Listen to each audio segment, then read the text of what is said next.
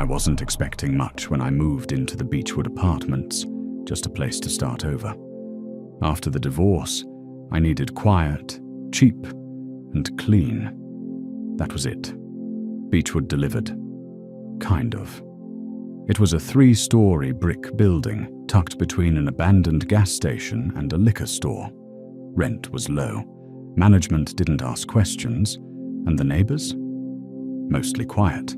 The kind of place where people nodded in the hallways but never made eye contact. I liked that. I ended up in Unit 6C, top floor, end of the hall. It was small, with a crooked balcony and stains on the ceiling, but it was mine. I didn't mind the creaks in the pipes or the way the elevator groaned like it was dying. What I did mind was the guy next door, apartment 6B. I never saw him move in, never heard his name. I only saw him once that first week. It was late, maybe 1:30 a.m. I'd just finished unpacking and stepped out to toss some boxes in the garbage chute. That's when I heard a door click behind me. I turned and saw him standing in his doorway. Pale, shirtless, thin, just standing there in the dark, with his door barely cracked open. I nodded. Hey. He didn't say anything. Didn't blink, just stood there watching me. I figured maybe he was high, or sleepwalking, or both. Either way, I dropped the boxes and went back inside. I wasn't expecting much when I moved into the Beechwood apartments, just a place to start over. After the divorce, I needed quiet, cheap, and clean. That was it. Beechwood delivered. Kind of. It was a 3-story brick building tucked between an abandoned gas station and a liquor store. Rent was low. Management didn't ask questions. And the neighbors? Mostly quiet. The kind of place where people nodded in the hallways but never made eye contact. I liked that. I ended up in Unit 6C, top floor, end of the hall. It was small, with a crooked balcony and stains on the ceiling, but it was mine. I didn't mind the creaks in the pipes or the way the elevator groaned like it was dying. What I did mind was the guy next door, apartment 6B. I never saw him move in, never heard his name. I only saw him once that first week. It was late, maybe 1:30 a.m. I'd just finished unpacking and stepped out to toss some boxes in the garbage chute.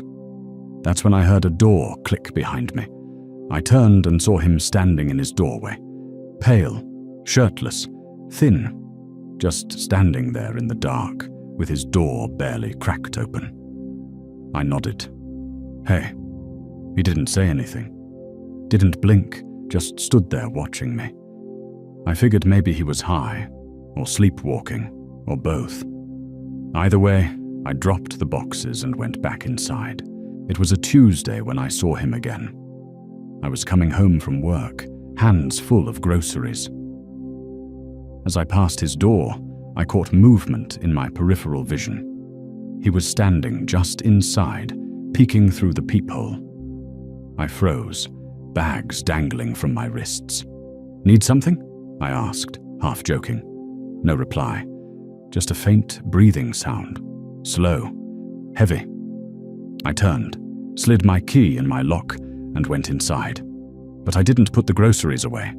I just stood there, holding my breath, waiting for a knock. It never came. That night, I moved my bed away from the shared wall. It was around midnight when I heard the knock. Not on the wall this time, on my door. 3 knocks. Slow, precise, familiar. I stood frozen in the kitchen, knife still in my hand from cutting an apple. The peephole showed nothing, just the dim hallway light flickering. But I knew it was him. I could feel it. I waited, counted to 30.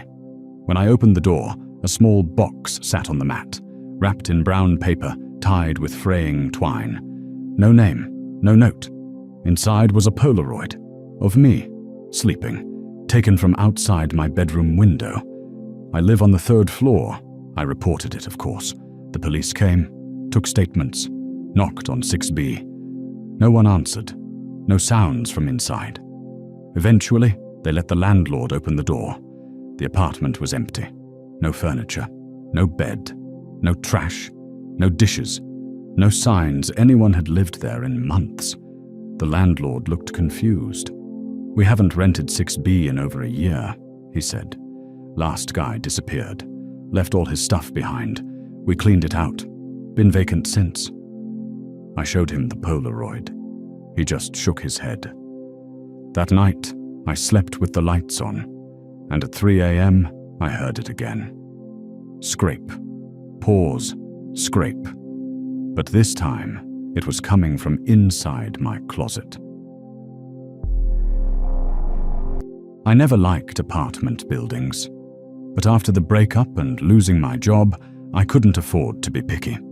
The Briarview apartments weren't much to look at, just another aging brick building off a forgotten stretch of highway in Midwestern Ohio.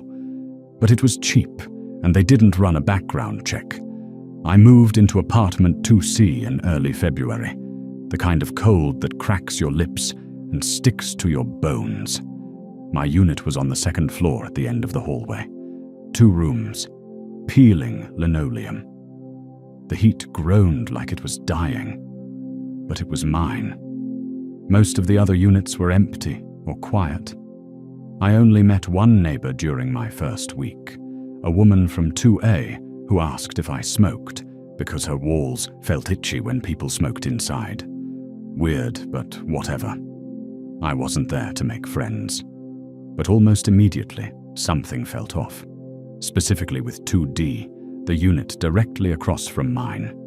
The door was always cracked open, just a couple inches. Never wide, never fully shut.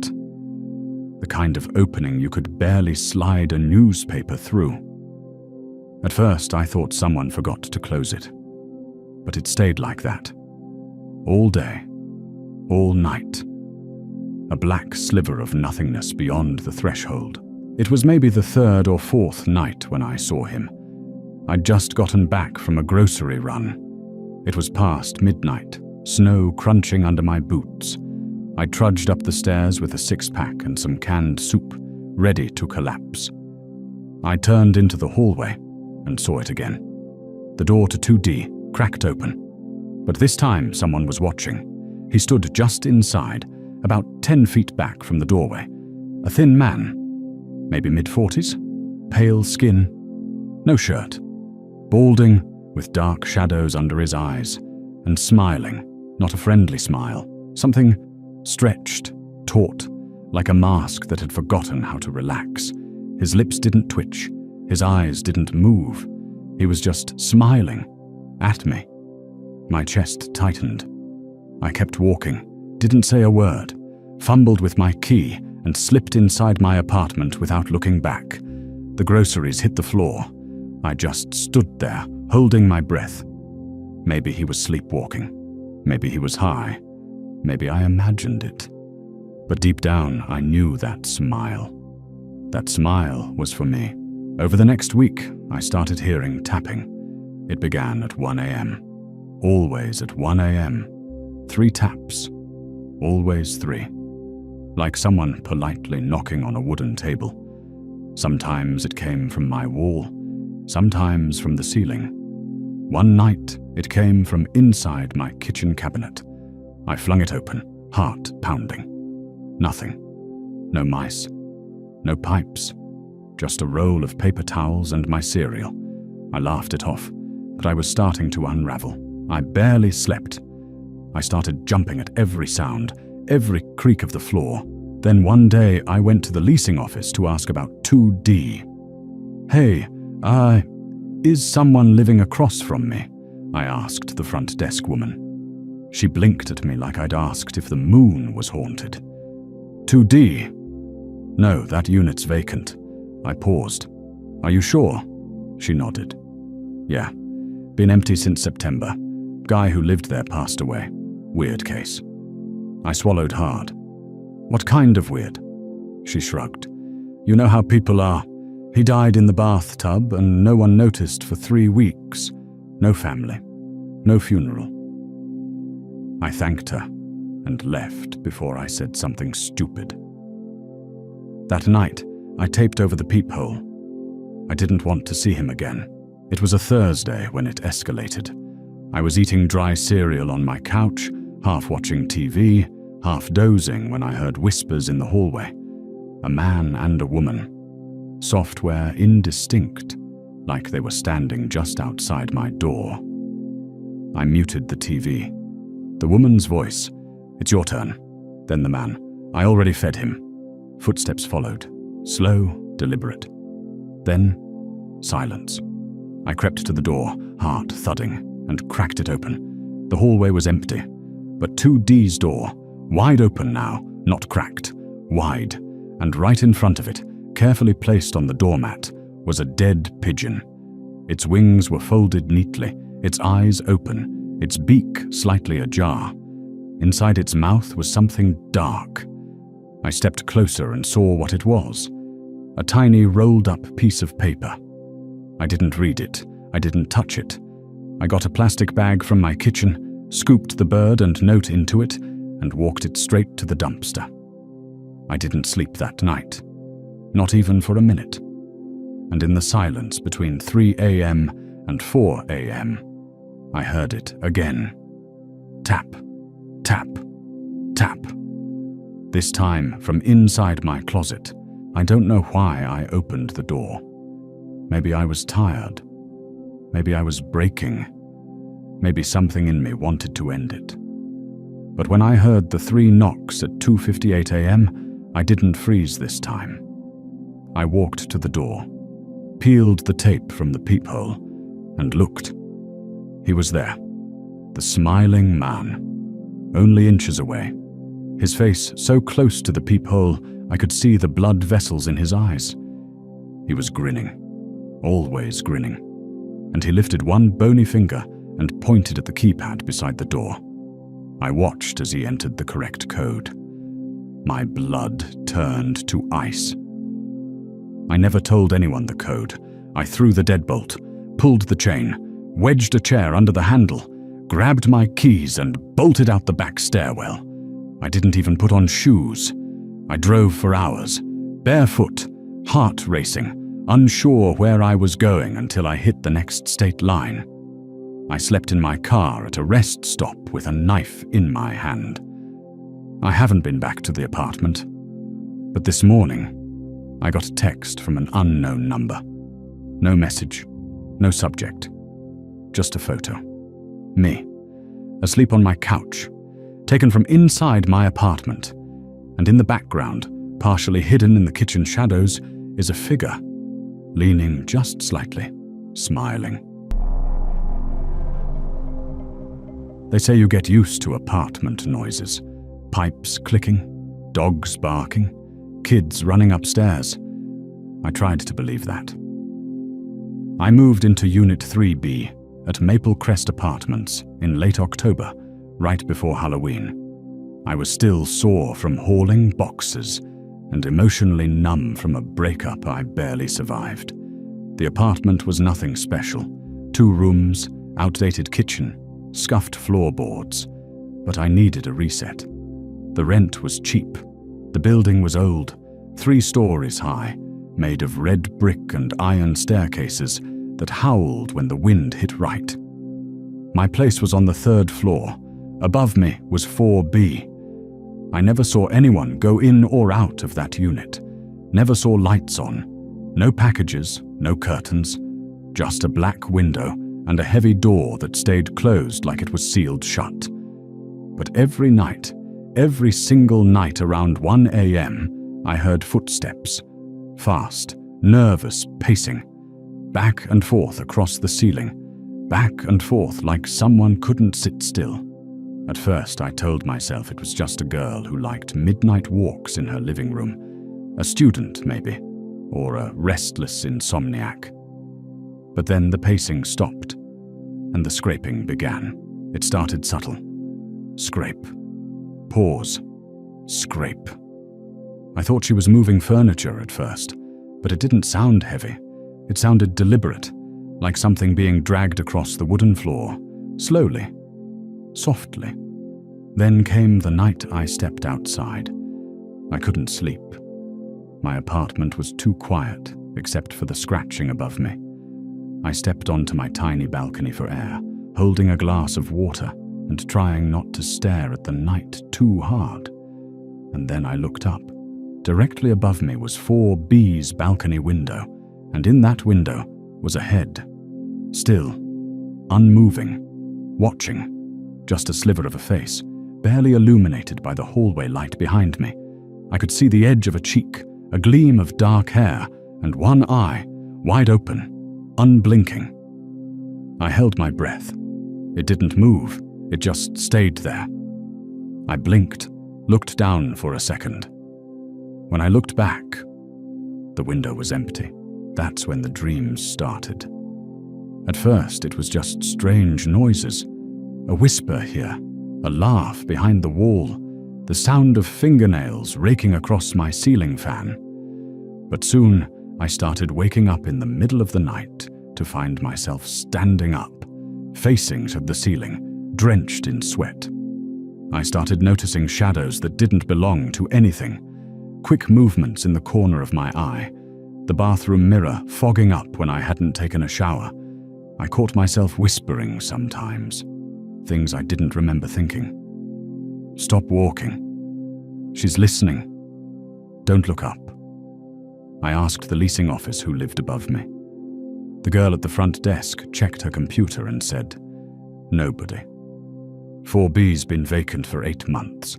Plumbing issues." My stomach dropped. "What about maintenance?" She shook her head. "No one should be up there. The flooring's unstable." That night, I taped my closet shut. I don't even know why. Something about the silence inside it felt wrong. Like something was hiding in there. Something that used to live above me and had come down. 3 days later, brown stains started appearing on my ceiling. Not water spots, not mold. Something else. Long, streaky drips, as if someone had spilled tea or blood and it had seeped down through the beams. I called maintenance. They said it was dry, no leaks. They painted over it. That night, it came back. Only now, inside the stain, I could see the faint outline of bare feet. As if someone had walked across my ceiling, upside down. Then came the balcony. One morning, I stepped out for air and looked up again. There was a chair on 4B's balcony now, and in it, a girl. Thin, pale, long black hair hanging over her face, like something out of a dream you wake up crying from. She wore a long white gown, bare feet, legs pulled up to her chest, and she was watching me. Not blinking, not smiling, not even breathing. I froze. Then she slowly raised one hand and pointed, straight down, at me. I ran back inside and locked the door. I lost sleep. My hair started falling out in the shower. I couldn't eat. I stopped going to work. I left dozens of voicemails with the building manager. No one answered. The pacing upstairs got louder, faster. One night, I'd had enough. I grabbed a broom and slammed it into the ceiling. "Stop walking!" I screamed. "You don't even live there!" Everything went silent. Then, a single knock. Not on the door, on the ceiling. I stared up, heart pounding, and then I saw it. A hairline crack in the drywall, slowly spreading. The ceiling bulged, and something began pressing through. Not something solid, something thin. A hand, flesh pale, the nails chipped, the wrist bent the wrong way. It tapped once, then beckoned. I grabbed my keys and bolted, slept in my car for 3 nights. When I finally got the courage to speak to the building manager, he agreed to inspect 4B. He called me the next day, voice shaky. "There's nothing up there," he said. "It's gutted, no floorboards, just beams and insulation, but there are scratch marks." "Where?" I asked. "On the ceiling, above your unit, and inside the walls." I moved out that night. I haven't spoken about it since, but I still wake up sometimes at 1 a.m., and I swear I hear her pacing.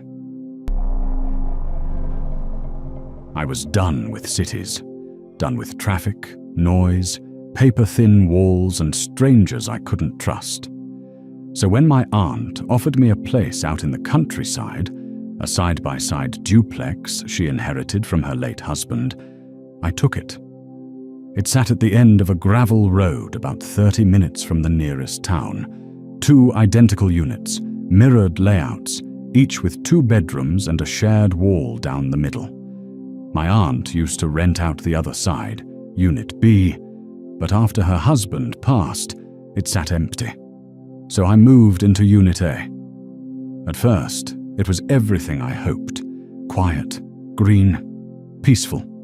But after a few days, I noticed something strange. Every morning around 3:15 a.m., I'd hear a knock from the other side of the shared wall. Not loud, just 3 dull taps, like someone knocking on a table with their knuckles. I told myself it was old pipes, but the knocking came every night. Same time, same rhythm, and it always came from the exact same spot. My bedroom wall. I tried not to think about it. Focused on work, went on walks, cooked more than I needed to. But one night, I couldn't sleep. So I stepped out onto the back porch to smoke and look at the stars. And that's when I saw it. A light was on in Unit B. The kitchen, I think. Just a soft yellow glow through the slatted blinds. I froze. I hadn't given anyone a key. I hadn't heard a car. The property manager swore it was vacant. No power even turned on yet. I stood there for a long time, staring. Then the blinds shifted. Just a little. Like someone inside was watching me through them. I dropped the cigarette and backed into my unit, locked the back door, and didn't sleep that night. The next morning, the light was off again. I started hearing voices next. Not full conversations, just the tail end of a sentence, spoken too low to understand, like someone talking softly right up against the wall. Once I pressed my ear against it. Nothing. Then at 3:15 a.m., the knocking returned. 3 slow knocks, only this time it was followed by a whisper, right up against the wall, like someone was standing inches from me, separated by only drywall. I couldn't make out what they said, but I heard breathing, slow, steady, wet. I snapped and called the property manager. "Someone's in the other unit," I said. "I need it checked." He came the next morning, keys in hand. I watched him unlock the door to Unit B. It swung open. The lights were off. Power disconnected. No furniture. No signs of entry. But on the wall, the one we shared, he found something. Nails. Dozens of them. Driven in a perfect line, and just beneath them. Scratches. Long, human-sized claw marks in the drywall. That night, I didn't sleep. Not because of the knocking, or the whispering, or the light, but because of what the property manager said as he left. "This duplex used to be one big house," he told me, before they split it down the middle. There's still a crawl space that connects both units underneath, but it's sealed. Should be. I checked my crawl space hatch after he left.